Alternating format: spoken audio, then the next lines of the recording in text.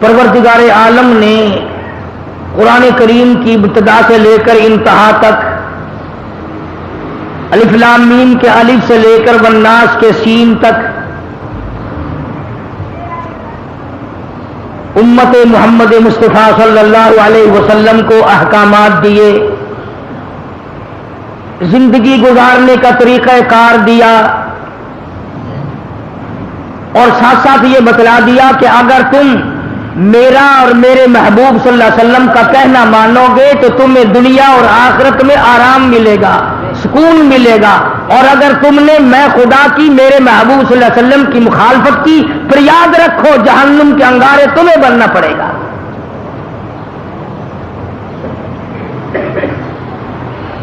تو قرآن کریم میں نماز کا ذکر جا بجا آتا ہے، اس کا ہم ذکر خیر اکثر کرتے رہتے ہیں،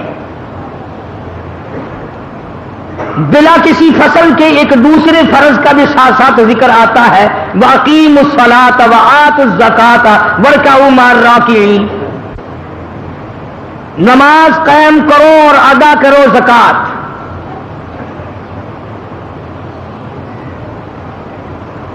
جیسے نماز فرض ہے اسی طریقے سے زکوٰۃ فرض ہے،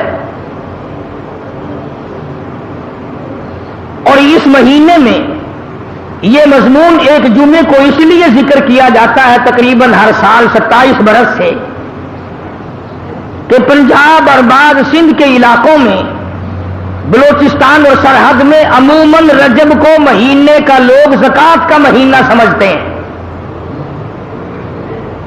چنانچہ مانگنے اگر کسی کو بھول جائے تو فقیر یاد دلاتے رہتے ہیں زکوٰۃ کا مہینہ آ گیا زکوٰۃ دو۔ تو میں بھی ہر سال مناسب سمجھتا ہوں کہ اس اہم فریضے کو یاد دلا دیا جائے۔ تو میں عرض کر رہا تھا جس طرح نماز فرض ہے وہ معاف نہیں ہوتی، اسی طرح زکوٰۃ بھی اسی طرح سے فرض ہے۔ جیسے اسلام کے رکن 5 ہیں، اسلام کی بنیاد 5 چیزوں پر قائم کی گئی، کلمہ طیبہ یعنی توحید و رسالت، نماز، زکوٰۃ، روزہ، حج۔ تو گویا جیسے ہی نماز اسلام کا رکن ہے، اسلام کی بنیاد ہے، اسی طرح سے زکوٰۃ بھی اسلام کی بنیاد ہے۔ اگر کوئی آدمی زکوٰۃ کا، نماز کا انکار کرے کافر بن جاتا ہے، اسی طرح سے زکوٰۃ کا انکار کرنے والا بھی کافر بن جاتا ہے۔ نماز ادا نہ کرنے والا فاسق و فاجر بن جاتا ہے، زکوٰۃ نہ ادا کرنے والا بھی فاسق و فاجر بن جاتا ہے۔ یعنی نص قطعی سے دونوں کی فرضیت ثابت ہے، اور ایک جگہ نہیں سینکڑوں جگہ قرآن کریم میں آیا، بلکہ ابتدا میں ہی فرمایا ھدی للمتقین۔ قرآن کریم کی ابتدا ہو رہی ہے، فرمایا الف لام میم ذالک الکتاب لا ریب فیہ، اور کلمہ پڑھنے والے، اللہ اور اس کے رسول پہ ایمان رکھنے والے، قرآن کریم کو ہاتھ میں اٹھانے والے، پھر ہاتھ لگانا، پہلے میرا اعلان سن لے، ذالک الکتاب لا ریب فیہ، جس کتاب کو ہاتھ میں اٹھائے بیٹھا ہے ساری کی ساری سچی ہے، ایک مسئلے میں بھی شبہ کوئی نہیں۔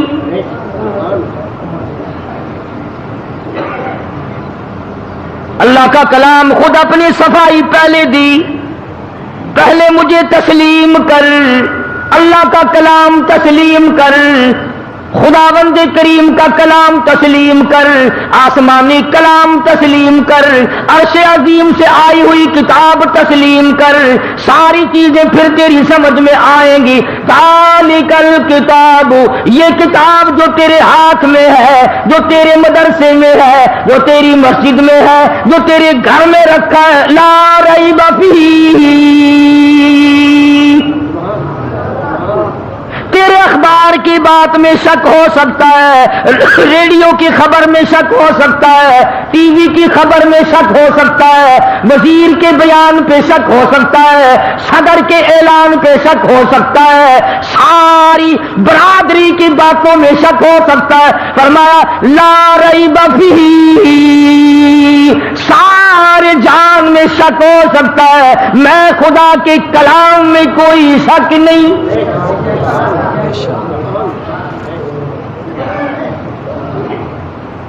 فرمایا ہاتھ بات کو لگانا، پہلے ایمان بنا، یقین بنا، اپنی طبیعت میں پختگی پیدا کر۔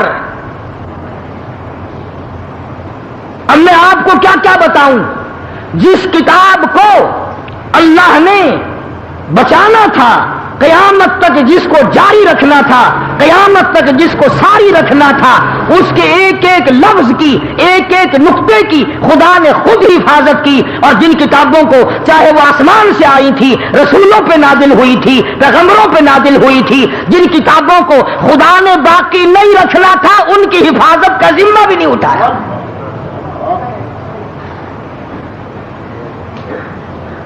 تورات بدلی، انجیل بدلی، زبور بدلی، بدلنے کی کوشش تو قرآن کریم کی بھی بڑی کرتے، پر اللہ پاک نے فرمایا جس مکان کا چوکیدار میں ہوں، چوری کر کے دکھائے کوئی۔ فرمایا انا نحن نزلنا الذکر وانا لہ لحافظون،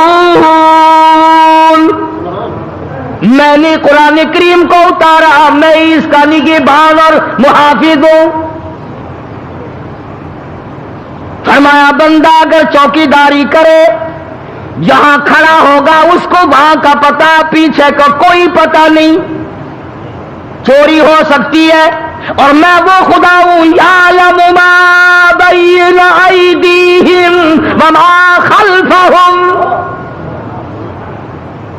آگے کا مجھے پتا، پیچھے کا مجھے پتا۔ چوکیدار سو جائے گا، چوری ہو جائے گی۔ فرمایا لا تاخذوہ سنۃ ولا نوم، میں کبھی سویا نہیں، مجھے اونگ نیند گھین کبھی آئی نہیں۔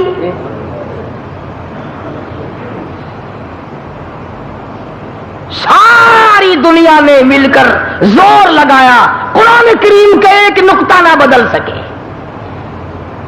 ورنہ ایک بات ہے اگر بس چلتا تو اب تک قرآن رہتا۔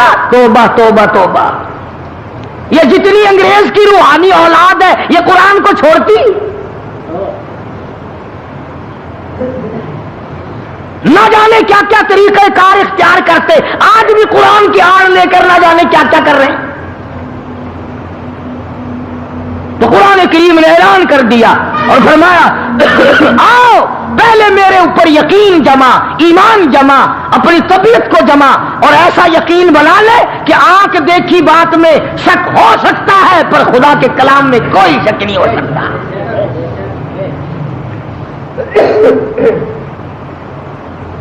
الحمدللہ آج بھی ایسے لوگ ہیں کہ جو قرآن کریم کو ساری کائنات سے افضل سمجھتے ہیں، اس کا ادب، اس کا احترام اور اس کی توقیر ان کے دلوں میں ہے، اور بے شمار مالداروں کی یہ تمنا ہے، بڑے بڑے امیروں کو دعا مانگتے دیکھا، یا اللہ میرے مال کو قرآن پہ خرچ کرا، کنجری سے بچا، یا اللہ میری دولت کو ڈاکٹروں سے بچا، قرآن کریم پہ خرچ کرا، یا اللہ میری دولت کو افسروں سے بچا، قرآن پہ خرچ کرا۔ بے شمار لوگوں کو دعا مانگتے دیکھا ہے۔ تو یہاں فرمایا ھدی للمتقین یؤمنون بالغیب ویقیمون الصلاۃ ومما رزقناہم ینفقون۔ آگیا زکات کا ذکر، نماز قائم کر اور زکات ادا کر جو میں نے تجھے رزق دیا ہے۔ سبحان اللہ، اللہ پاک کس طرح سمجھا رہے ہیں اپنے بندے کو، اللہ پاک جل شانہ کس طرح سمجھا رہے ہیں۔ فرمایا میرے بندے یہ جو تیرے پاس مال ہے یہ میں نے دیا، اگر یقین ہے کہ خدا نے دیا تو پھر خدا کے نام پر کچھ دے. فرمایا میں سارا نہیں مانگتا, 100 میں نے تجھے دیے ہیں, 97.5 تیرے, 2.5 میرے نام پہ لے آ.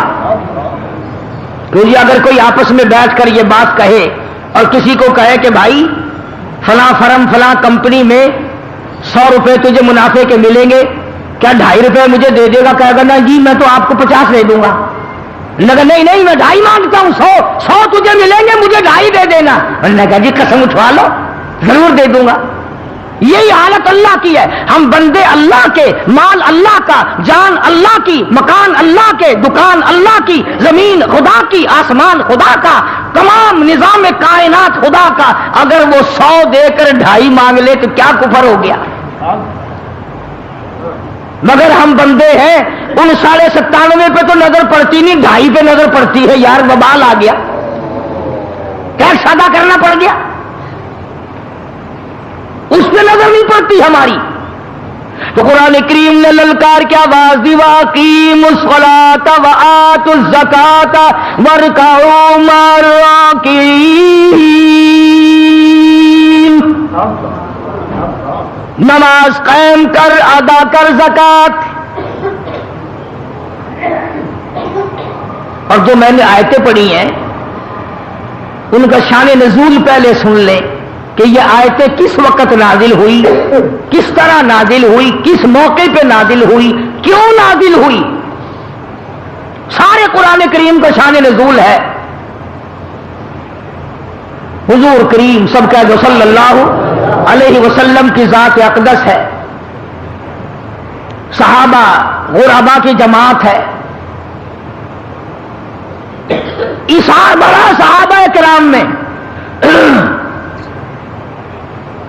اس سے بڑھ کر کیا اثار ہوگا صحابہ میں کہ ایک آدمی کو خبر ملی کہ میرا چچا زاد بھائی جنگ میں زخمی پڑا ہے, میدان جہاد میں زخمی پڑا ہے, کئی زخم ہے اور آخری وقت ہے اور پانی مانگتا ہے, پانی مانگ رہا ہے. وہ مشکیزہ لے کے دوڑا, میں اپنے بھائی کو جا کے پانی پلاؤں. اندازہ لگاؤ, اپنے گریبان میں جھانکو, اپنا نام اعمال چیک کرو, اپنا مثل معائنہ کرو, اپنے ریکارڈ کو دیکھو اور صحابہ کرام کو بھی دیکھو کہ کالی کملی والے کے غلام کیسے لوگ تھے. یہ دوڑا دوڑا گیا, تلاش کیا بھائی کو, آخری وقت ہے. یوں مشک میں سے گلاس میں پیالے میں لے کے پانی اس کی طرف بڑھایا جو زخمی تھا. اندازہ لگا موت کی پیاس ہے, آخری وقت ہے. برابر میں ایک اجنبی صحابی, دوسرا مسلمان صحابی زخمی پڑا ہے. اس نے پانی دیکھا, پیالہ دیکھا, مشکیزہ دیکھا, کہنے لگا اللہ والو اگر ایک گھونٹ زائد مجھے بھی دے دینا, میں بھی اپنا حلق گیلا کر لوں گا.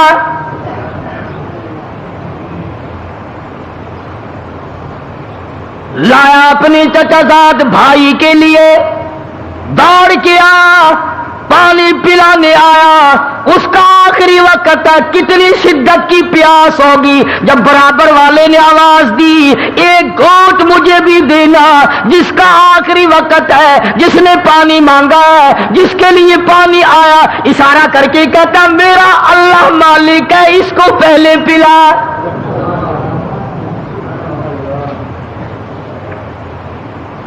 وقت دیکھو کون سا ہے صحابی پہ, آخری وقت ہے, موت کی پیاس ہے, زخموں نے چور چور کر رکھا ہے, پھر بھی اپنے آپ کو پیچھے کیا ہے. کہنے لگا اس برابر والے کو دے. اور توجہ ہو تو بات خدا کی قسم لکھ کے لے جاؤ, بال بچوں کو بھی سنایا کرو. حکایات صحابہ میں تمام یہ چیزیں موجود ہیں. جب اس کے پاس پانی کا پیالہ گیا, قریب تھا کہ وہ پیے, تیسرے نے آواز دی بھائی 2-4 بوند اگر زائد ہو ہمیں دینا بھائی, اگر ایک آدھ گھونٹ زائد ہو تو مجھے دینا, میں بھی حلق گیلا کر لوں گا. اس دوسرے نے بھی اشارہ کر دیا کہ میرا اللہ مالک ہے، اس کو پلا۔ جب اس تیسرے کے پاس پیالہ اور مشکیزہ گیا تو جاتے جاتے وہ دم توڑ چکا تھا، وہ جنت میں جا چکا تھا۔ واپسی میں ان دونوں پہلوں کو دیکھا، بھائی کو بھی دیکھا، دوسرے کو بھی دیکھا، ارے تینوں حوض کوثر پہ کے چلے گئے مگر پانی نہ پیا۔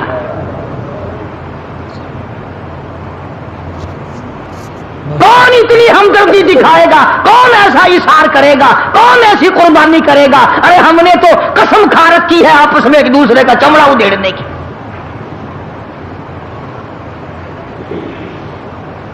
پتہ نہیں ہم کس بنا کس طرح کے ہم مسلمان ہیں، کس نوع کے ہم مسلمان ہیں، کس طریقے کا ہمارا ایمان ہے کہ ہم نے قسم کھائی ہوئی ہے دوسرے کو دکھ دینے کی۔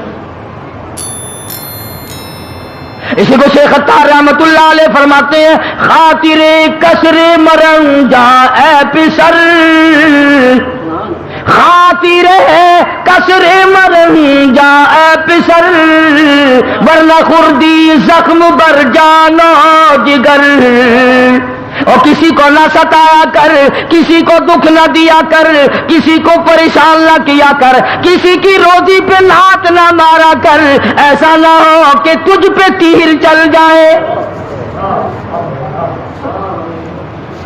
اللہ والے کی بات دلوں پہ لکھ کے لے جاؤ۔ شیخ عطار فرید الدین رحمت اللہ علیہ ولی کہتا ہے قوت نیکی نداری بدمکن، قوت نیکی نداری بدمکن، بر وجودش خود ستم بے حدمکن۔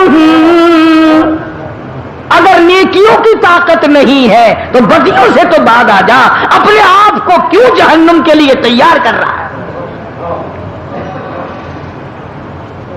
میں نے عرض کیا تھا کہ جو آیتیں میں نے تلاوت کی ہیں ان کا ایک خاص شان نزول ہے۔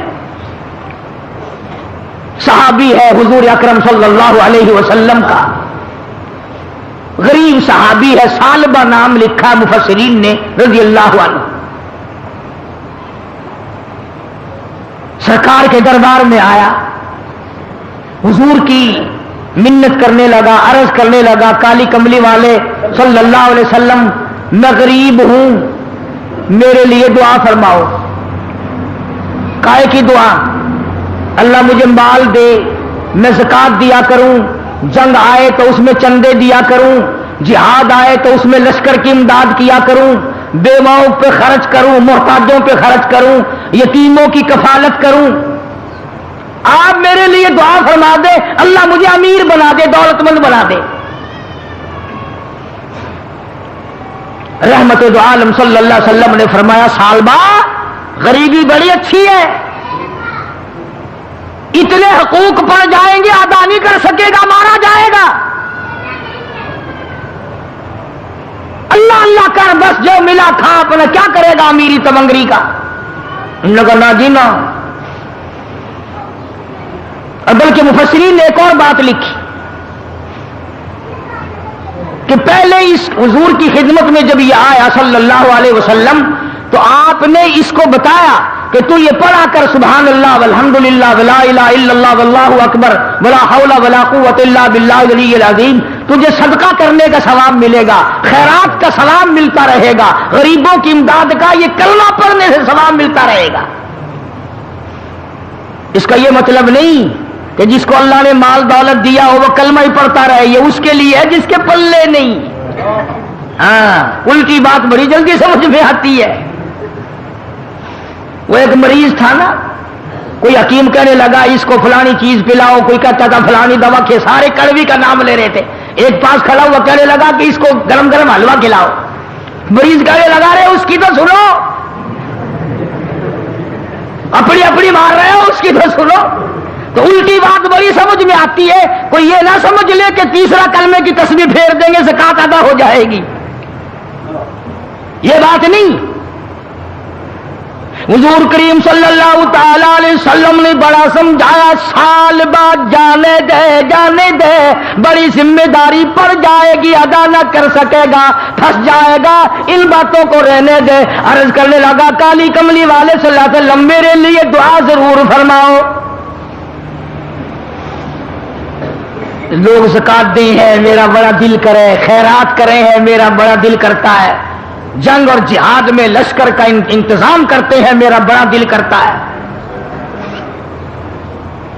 چنانچہ سید الاولین والآخرین شفیع المذنبین حضرت محمد کریم صلی اللہ علیہ وسلم نے دعا فرما دی۔ اب بلا امام الانبیاء کی دعا ہو، دینے والا خدا ہو، کیا کمی ہے بھائی؟ جب وہ ہم بندوں کی جھولیاں خالی نہیں لوٹاتا، امام الانبیاء کی دعا صلی اللہ علیہ وسلم، آپ نے اس کے لیے دعا کر دی۔ اس کے پاس ایک دو بکری تھی،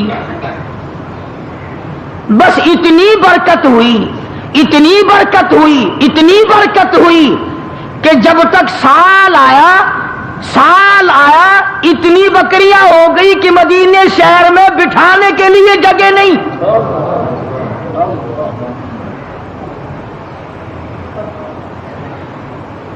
اور مال کا یہ خاصہ ہے ویسے دولت کا، ہمارا بھی تجربہ ہے۔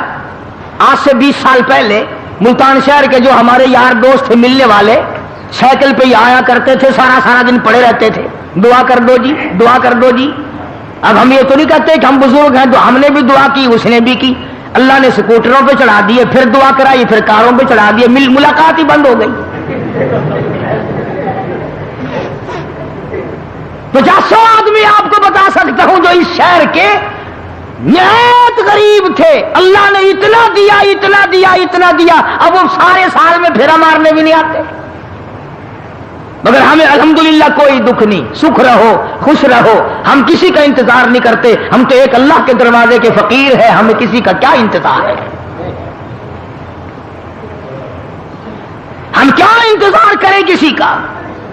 ہم نے تو ایک بات سیکھ رکھی ہے، اسی کو کہتا کہ زندگی ہے کشمکش اور موت ہے بالکل سکوت، زندگی ہے کشمکش موت ہے بالکل سکوت، شہر میں ہے شور و غوغا مقبرے خاموش ہے، سکون قبرستان میں ہے، شہر میں نہیں ہے۔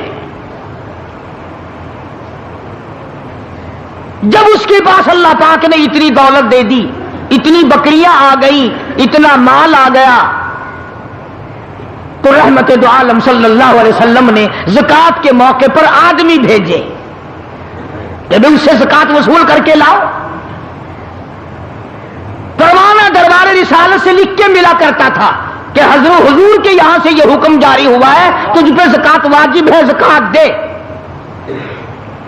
اللہ اکبر کبیرہ، اللہ اکبر کبیرہ۔ جب صحابہ کرام اس کے پاس وہ چٹھی لے کر کے گئے، اور چٹھی بھی کسی وزیر کی نہیں، سفیر کی نہیں، صدر گورنر کی نہیں، چٹھی امام الانبیاء کی ہے صلی اللہ علیہ وسلم، سرکار کا خط لے کے گیا۔ اللہ اکبر، دیکھ کے یوں کہنے لگا، کیوں بھائی یہ ٹیکس لگ گیا مجھ پہ بھی؟ تم کب سے انتظار میں تھے کہ کب یہ 4 بکریاں نظر آئے اور کب تم یہاں چل کے آؤ، بڑے منگتے ہو تم، ٹیکس لگا دیا نا مجھ پہ بھی، جاؤ آگے جاؤ، کسی اور کے پاس بھی تو تم نے جانا ہوگا، میں سوچوں گا ذرا۔ ڈرا کرو اللہ سے۔ شہر کے کئی تاجر، کئی آڑتی کبھی ضرورت مند کو دیکھ کر کئی مرتبہ کہہ دیا کرتے ہیں، لڑکا نہیں بیٹھا پھر آنا، بچہ نہیں بیٹھا پھر آنا۔ تجھے کیا معلوم ہے اگر کسی غریب کا بچہ دوا کے لیے تڑپ رہا ہو اور تم نے کہہ دیا کہ پھر آنا، اگر اس کا بچہ مر گیا تو تجھے عذاب نہ ہوگا؟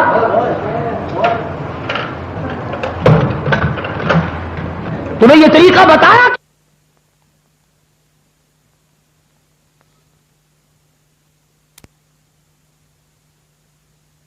نے، اگر رد کر کے جہنم میں نام لکھ دیا پھر؟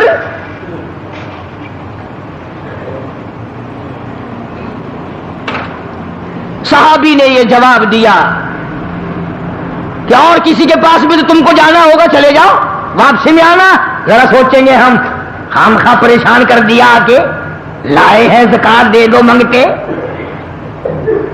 اللہ اکبر، وہ صحابی تو ابھی لوٹ کے آئے بھی نہیں، وہ آسمان والا صحابی آ گیا، جبریل آ گیا، قرآن لے کر آ گیا، کہتا وَمِنْهُمْ مَنْ عَاهَدَ اللَّهَ،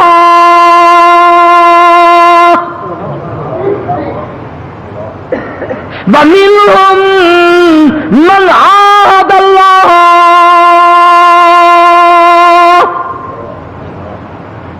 لَئِنْ آتَانَا مِنْ فَضْلِهِ۔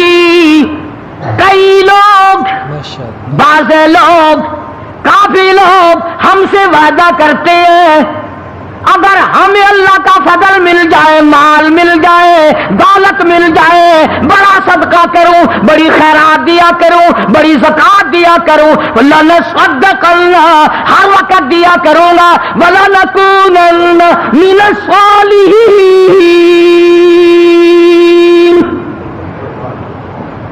نیک بن جاؤں گا، صدقہ دے دے کر ہر گھر میں پہنچاؤں گا، ہر گلی میں پہنچاؤں گا، ہر محتاج کو پہنچاؤں گا، ہر ضرورت مند کو پہنچاؤں گا، بشرطے کہ مجھے اللہ کا فضل مل جائے۔ قرآن کہتا ہے فَلَمَّا آتَاهُم مِّن فَضْلِهِ، جب میرا فضل ان کو مل جائے، بخلوا بِهِ، پھر بخل کرتے ہیں، وَتَوَلَّوْا، منہ پھیر لیتے ہیں، وَهُم مُعْرِضُونَ،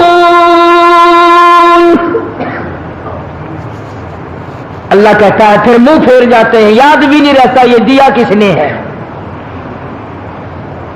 قرآن کریم کی جب یہ آیت نازل ہوئی، جب یہ آیت اتری، حضور صلی اللہ علیہ وسلم کو اللہ پاک نے آسمان سے دی، صحابہ توجہ کرنا، نیند نہ کرنا، ڈرا کرو ہر وقت اللہ کے قہر سے۔ صحابہ کا مجمع بیٹھا تھا، ابھی وہ نہیں آئے جو زکات لینے گئے تھے، جن کو آپ نے بھیجا تھا وہ لوٹ کے ابھی آئے نہیں، قرآن پہلے آ گیا۔ صحابہ کا مجمع بیٹھا ہے، آپ صلی اللہ علیہ وسلم نے فرمایا سال بعد تو ہلاک ہو گیا، او سال بعد تو مارا گیا، میں تجھے پہلے کہتا تھا تو نہ سمجھا، تیری بربادی ہو گئی، تیری تباہی پھر گئی، تو ہلاک ہو گیا، تیرا ککھ نہ رہا۔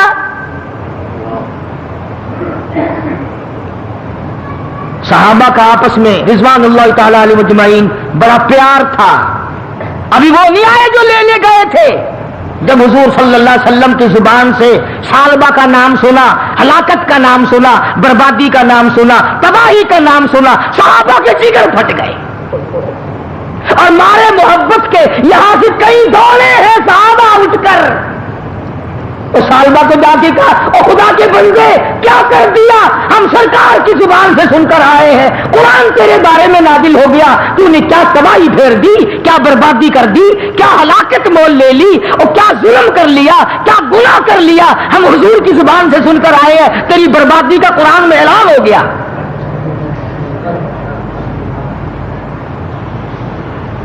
اب اس کی آنکھ کھلی، کہنے لگا بس کیا شک ہے میری بربادی میں نے بک دیا جو بکنا تھا۔ دھیان ہے سب کا، توجہ کرنا۔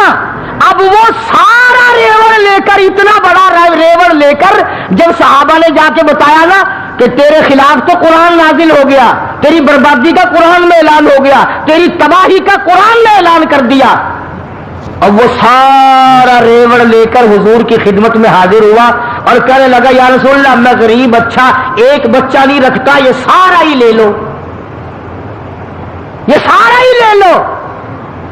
باوجود رحمت للعالمین ہونے کے، باوجود اس کے کہ سگے چچا کے کھوپڑی میں شراب پینے والی کو معاف کر دیا، 11 ٹکڑے کرنے والے کو معاف کر دیا، مگر اس کو فرمایا میں تیرا ایک بچہ نہیں لوں گا، میرے اللہ نے تیرا ایک بچہ بکری کا لینے سے ہی منع کر دیا ہے۔ کیوں؟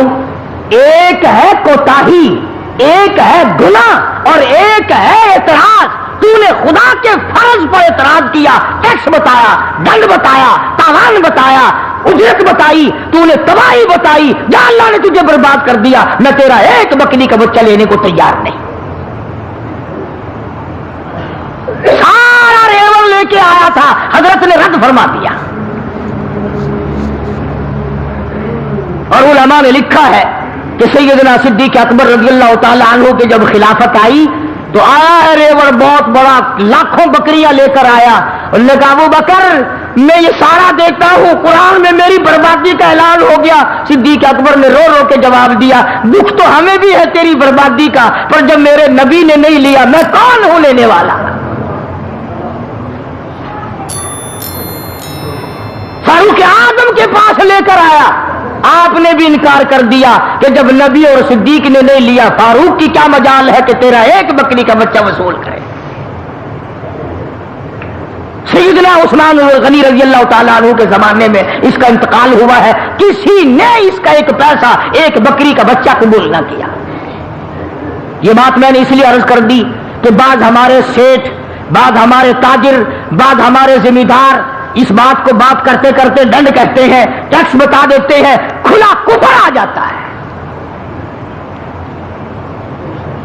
اس لیے میں نے ان باتوں کی طرف اشارہ کیا کہ یہ ساری باتیں ہم میں بھی پائی جاتی ہیں، ہمیں پتہ بھی نہیں چلے گا اور نام اعمال کو آگ لگ جائے گی۔ اس لیے قرآن کریم نے للکار کی آواز دی، والذی یکنزون الذھب والفضة ولا ينفقونها فی سبیل اللہ فبشرهم بعذاب علیم۔ جس نے سونا چاندی جمع کر کے رکھ لیا، دولت اکٹھی کر کے رکھ لی، اس کی زکات نہیں دیتا، فبشرہم بعذاب علیم، اسے خوشخبری سنا دو جہنم کے دردناک عذاب کی۔ یوم یحمى علیہا فی نار جہنم فتقوی بہا جباہہم وجنوبہم وظہورہم ھذا ما کنزتم لانفسکم فذوقوا ما کنتم تکنزون۔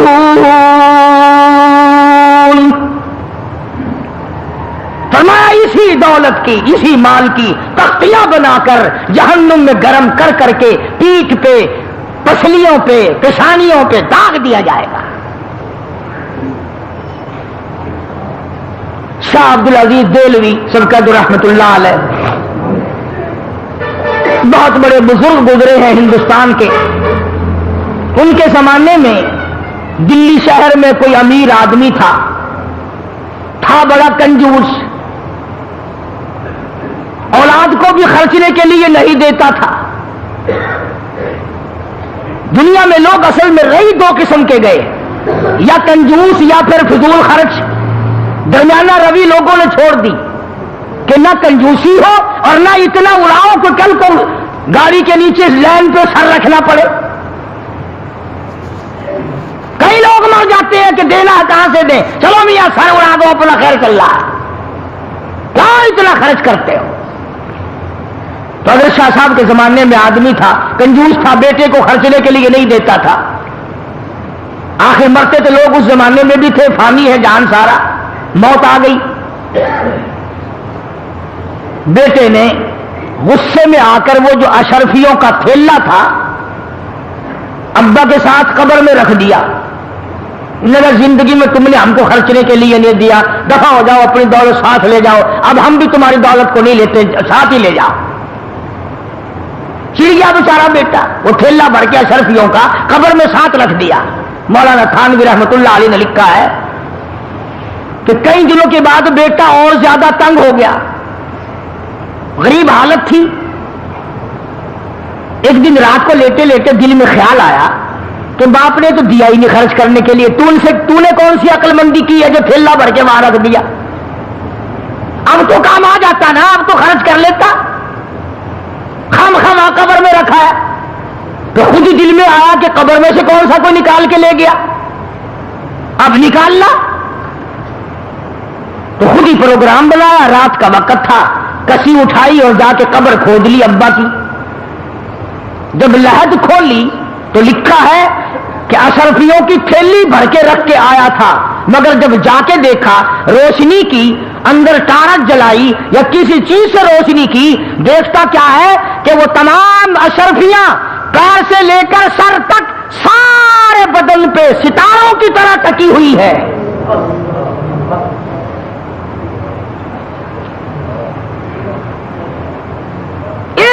ایک ایک کر کے تمام آنکھوں پہ، ناک پہ، زبان پہ، ہاتھ پہ، سینے پہ، چھاتی پہ، سارے بدن پہ ایک ایک کر کے لگی ہوئی ہے۔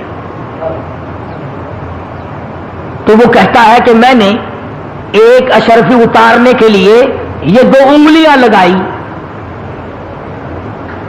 کہتا بس اتنی آگ لگی، بڑی مشکل سے قبر پوری کی، چھوڑ کے آ گیا۔ ساری رات دہی میں انگلیوں کو ڈبویا، دواؤں میں رکھا، مگر چین نہیں پڑتی تھی۔ ایک دن گزرا، دوسرا دن گزرا، بڑے دم درود کرائے، بڑی دوائیں کی، اب بتاؤں شرم کے مارے کسی کو نہ ابا کا یہ حال ہے۔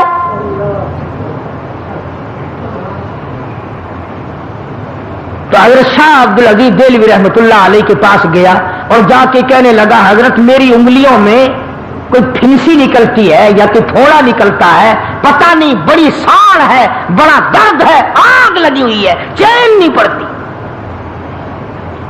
تو حضرت شاہ صاحب رحمۃ اللہ علیہ نے فرمایا کہ ادھر کر میں دم کرتا ہوں۔ حضرت شاہ صاحب نے کچھ پڑھا اور دم کیا، فرمایا اب بھی ہے؟ کہنے لگا جی اسی طرح سے ہے۔ پھر شاہ صاحب نے پڑھا اور پھر دم کیا، پھر پوچھا کہ اب بتا، کہنے لگا جی اسی طرح سے ہے۔ شاہ صاحب نے پھر تیسری مرتبہ پڑھا اور بڑے عاجزی سے پڑھا، بڑی توجہ سے پڑھا اور پھر دم کیا، پھر پوچھا اب بتا، کہنے لگا جی اسی طرح سے ہے۔ شاہ صاحب فرمانے لگے جھوٹ بولتے ہو، تھوڑا پھنسی نہیں، جہنم کی آگ ہے۔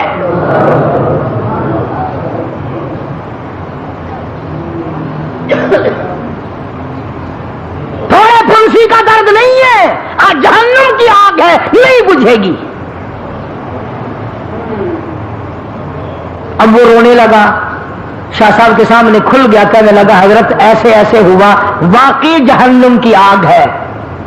تو یوں فرمایا اللہ اکبر، یوں فرمایا ساری دنیا میں پھر لے، یہ آگ بجھنے والی نہیں، سمندر کے پانی سے نہ بجھے گی، دریا کے پانی سے نہیں بجھے گی، نہروں ندیوں نالوں کے پانی سے نہیں بجھے گی، کنووں کے پانی سے نہیں بجھے گی، دواؤں سے نہیں بجھے گی، کسی چیز سے نہیں بجھے گی۔ اگر شاہ صاحب فرمانے لگے جا مسجد میں چلا جا، وضو کر، 2 رکعت نماز ادا کر، اس کے بعد اللہ کی حضور میں بیٹھ کے رو لے، اور جو آنکھوں سے آنسو نکلے وہ یہاں مل لینا، آنسوؤں سے جہنم کی آگ بجھ جاتی ہے۔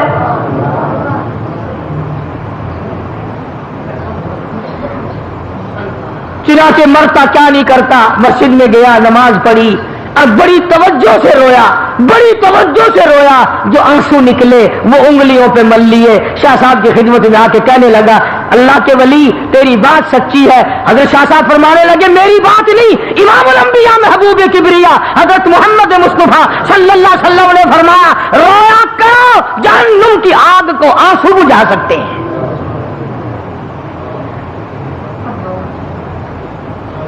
اور آج ہمیں وہ رونا ہی نہیں آتا، کھا لیں گے، پی لیں گے، پہن لیں گے، نہا لیں گے، دوڑ دھوپ کر لیں گے، لیٹ لگا لیں گے، بکواس کر لیں گے، لیکن رونا اٹھ گیا۔ رونے والے لوگ چلے گئے۔ ابن عباس رضی اللہ تعالیٰ عنہما اتنے روئے، اللہ کے خوف سے اتنے روئے، آنکھیں کھو دی، نابینا ہو گئے رو رو کر۔ ڈاکٹروں حکیموں نے کہا ہم آنکھیں ٹھیک کر دیں گے مگر 3 دن تک سجدہ کرنے کی اجازت نہ ہوگی۔ ابن عباس نے بیت اللہ میں کھڑے ہو کر اعلان کر دیا مجھے ان آنکھوں کی ضرورت نہیں جو مجھے اللہ کی سجدے سے ایک دفعہ بھی روکے۔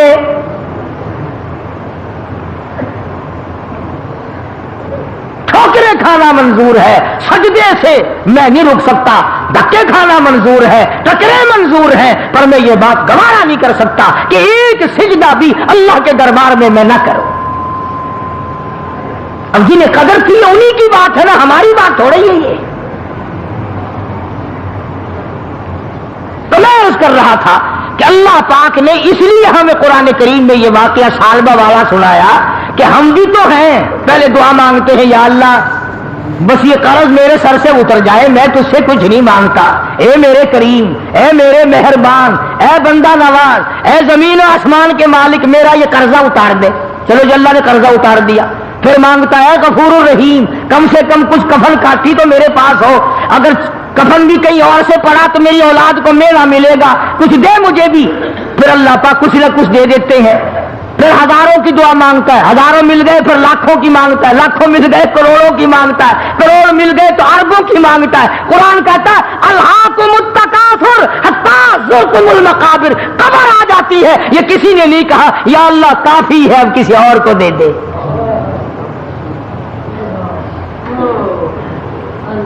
یوں کوئی نہیں کہتا کہ یا اللہ مجھے کافی ہے، کوئی ایسا بھی ہوگا کہ جس کی بچوں پر روٹی نہیں ہوگی تو اس پر کریمی کر دے۔ اب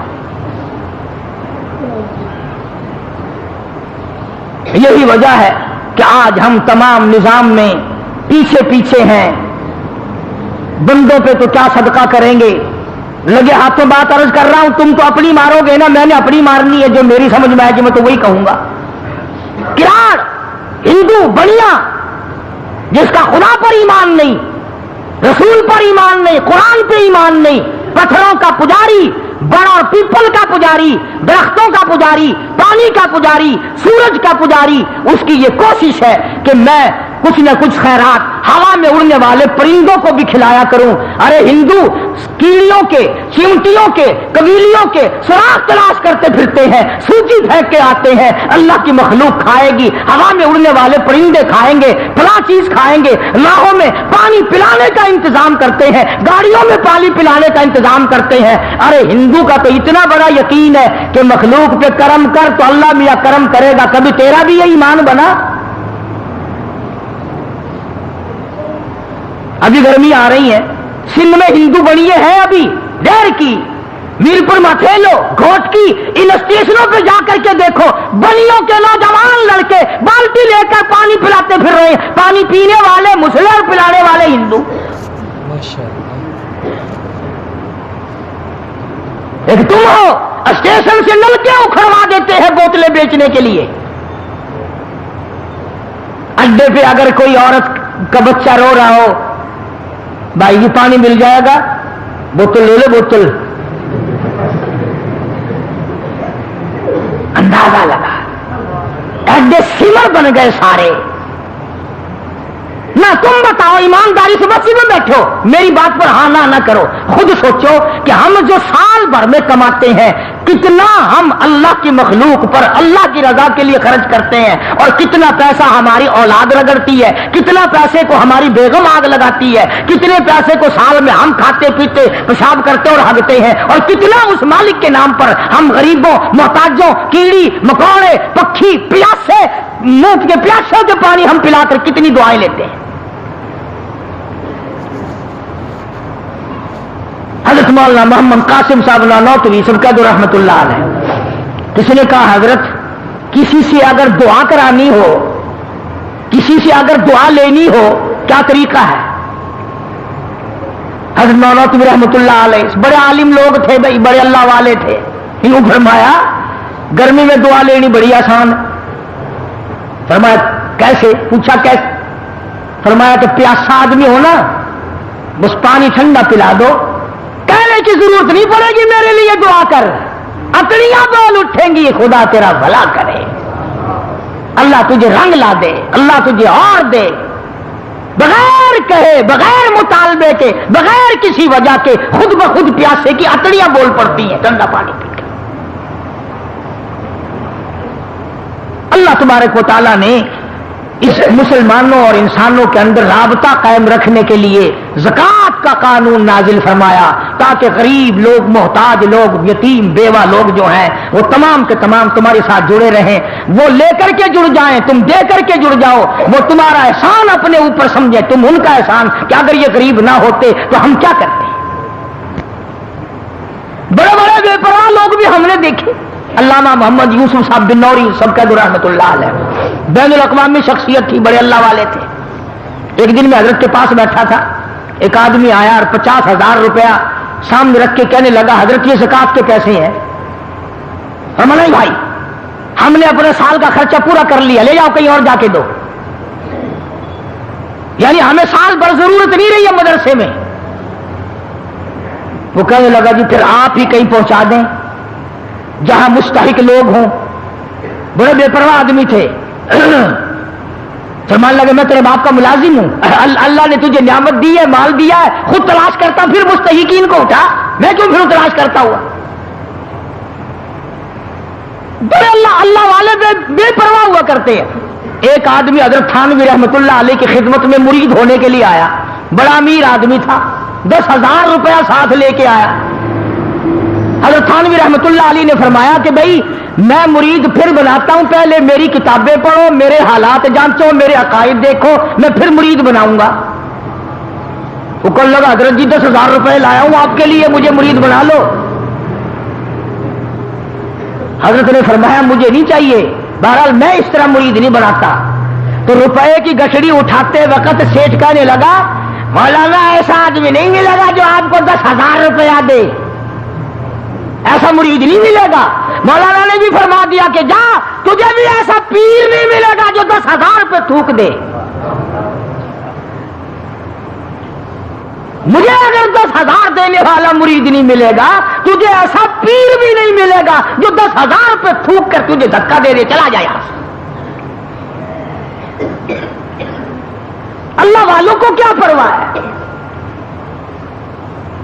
ایک آدمی کی عادت تھی, ایک لڑکا تھا, اس کی یہ عادت تھی کہ پرندوں کے انڈے بچے نکال کر بچوں کو مار دیتا, انڈوں کو توڑ دیتا. علماء نے لکھا ہے کہ پرندوں نے اللہ سے بد دعا کی, یا اللہ اس کا بیڑا غرق کر, اس نے ہماری تمام خراب کر دی, انڈے خراب کرتا ہے, بچوں کو مارتا ہے. اللہ پاک نے پرندوں کو اپنے قدرت سے یقین دلایا کہ میں اس کو کرتا ہوں ٹھیک ہے, اور فلاں دن ہم اس کو عذاب میں لے لیں گے. علماء نے لکھا ہے, یہ حدیث کی بات نہیں, علماء نے لکھا ہے, قرآن کی بات نہیں, علماء نے لکھا ہے کہ جس دن وہ اس پر عذاب آنا تھا, عتاب خدا کا آنا تھا, اس نے اپنے لیے 2 روٹیاں پکائیں. وہی اس کے پاس آٹا تھا, اتنی اس کے پاس پیسہ تھا, 2 روٹیاں پکائی. ابھی کھانے بیٹھا تو کوئی سائل آ گیا, کوئی فقیر آ گیا مانگنے والا, دونوں روٹی اٹھا کر اس کو دے دی. اب شام ہو گئی, وہ عذاب میں نہ آیا. پرندوں نے عرض کیا الہ العالمین, اس پر تو عذاب نہیں آیا. توجہ کرنا, فرمایا جس نے اپنے پیٹ کا سرمایہ اٹھا کر دوسرے کا پیٹ بھر دیا ہو, اپنا بھوکا رکھا ہو, اسے برباد کرتے ہوئے مجھے شرم آ گئی ہے. میں اسے کس طرح برباد کروں جس نے اپنا پیٹ بھوکا رکھا اور دوسرے کا بھرا ہے, اور مجھے اپنی کبریائی کی قسم, میں تم پہ بھی کرم کروں گا, اس پہ بھی کرم کر دیا. اس لیے یہ ساری چیزیں عرض کرتا ہوں کہ میں اور آپ ساری زندگی ہم لوگوں کی گزر جاتی ہے, گزر جاتی ہے, گزر جاتی ہے. سوچ و بچار کا مادہ ہمارے اندر سے نکل چکا ہے. نماز کے بارے میں وہاں بے پرواہی, زکوٰۃ کے بارے میں وہاں بے پرواہی. جس طرح سے ہم لوگوں کا دل چاہتا ہے اسی طرح سے ہم اپنی زندگی بسر کرتے ہیں. تو فرائض میں کوتاہی کرنا یا ہیرا پھیری کرنا یہ تو کوئی اچھی بات نہیں. اللہ اور اس کے رسول کو برا لگتا ہے اور عذاب بھگتنا پڑتا ہے. جیسا کہ میں نے شاہ صاحب کا ایک واقعہ آپ کو سنایا, ہر سال بتاتا ہوں, بڑے لمبے چوڑے واقعات ہیں, اور قرآن کریم نے تو صاف لفظوں میں کہہ دیا یوم یحما علیہا فی نار جہنم فتکوا بہا جباہہم وجنوبہم, پسلیاں سینکی جائیں گی, پیشانی پہ داغ دیا جائے گا, کمر پہ داغ دیا جائے گا, اور داغ بھی دیا جائے گا اور یوں بھی کہا جائے گا ھذا ما کنزتم لانفسکم فذوقوا ما کنتم تکنزون. یہ وہی تیرا مال ہے جس پر رات دن سانپ بن کے بیٹھا رہتا تھا, ہر وقت گنا کرتا تھا, ہر وقت سنبھالا کرتا تھا, اتنا ہو جائے اتنا ہو جائے. اس لیے میں نے یہ مضمون عرض کر دیا کہ جو لوگ رجب میں زکوٰۃ نکالنے کے عادی ہیں ان کی اس طرف توجہ ہو جائے اور اس اہم فریضے کی طرف توجہ کر لو. اور ایک آخری چھوٹی سی آسان سی صورت بتاتا ہوں. آج کل کاروباری حالات بھی, دنیا کے معاملات بھی ایسے ہی ہیں کہ یکدم آدمی لاکھ بنے یا 1000 بنے یا 100 بنے یا 50 بنے, بڑا مشکل ہو جاتا ہے. آسان سی ترکیب یہ ہے کہ آدمی اللہ کے نام پر زکوٰۃ کی نیت سے جب دے تو اسے لکھ لے. جب بھی کوئی ضرورت، مثال کے طور پر سردی ہے، ایک بیوہ کو آپ نے رضائی دینی ہے، ایک غریب محتاج کو آپ نے کوئی چیز دینی ہے، اس کو اس کتاب میں لکھ لو کہ میں نے زکوٰۃ کے نام پر اتنا پیسہ دے دیا. اور پھر جب وہ دن آئے، سال کا ایک دن مقرر کر لو کہ فلاں تاریخ کو میں نے چکانا ہی چکانا ہے. اگر نہیں کرو گے ڈھیل پڑتے پڑتے پڑتے پڑتے اگلا سال آ جائے گا. اب اسی طرح اسی لیے تو یہ جماعت کی نماز رکھی اللہ نے. اگر جماعت کی نماز نہ ہو تو پھر سارے دکاندار اور کاروباری لوگ ابھی پڑھ لیں گے، ابھی کون سی دیر ہو رہی ہے پڑھ لیں گے، ابھی کون سی وقت چلا گیا پڑھ، نتیجہ یہ وہ چلی ہی جائے گا وقت. شریعت کا یہ قانون نہیں ہے کہ تم دن مقرر کرو، کوئی خود مقرر کر لینے میں بھلائی ہے، کیونکہ وہ دن فراغت کا بندہ سمجھے گا یار تاریخ آ گئی ہے، مال کا، کاروبار کا، دھندے کا حساب و کتاب کر کے بھی زکوٰۃ کھاتے کا حساب کرنا ہے. تو اس میں یہ صورت ہوگی کہ جب آپ سارے سال ادا کرتے رہیں گے تو جس وقت آپ حساب کریں گے کلیجہ نہیں پھٹے گا، جگر نہیں پھٹنے کا. 50,000 روپیہ اگر دینا ہے، اب یکدم اللہ نام پر 50,000 سیشن جج کو، افسر کو، ڈاکٹر کو تو دیا جا سکتا ہے، اللہ کو 50,000 کون دے بھائی؟ مرنا جائے بندہ. درود شریف پڑھ کے دعا مانگ لے، ہر مرد عورت دعا پڑھ لے بڑے اطمینان سے حضور صلی اللہ علیہ وسلم کی ذات گرامی پہ مل کر درود شریف پڑھو. یہ بہت بڑی عبادت ہے اور اسی کے صدقے میں دعائیں قبول ہوتی ہیں. اللہ مرتے وقت بھی درود شریف نصیب فرمائے. اللہم صلی علی محمد وعلی آل محمد کما صلیت علی ابراہیم وعلی آل ابراہیم انک حمید مجید.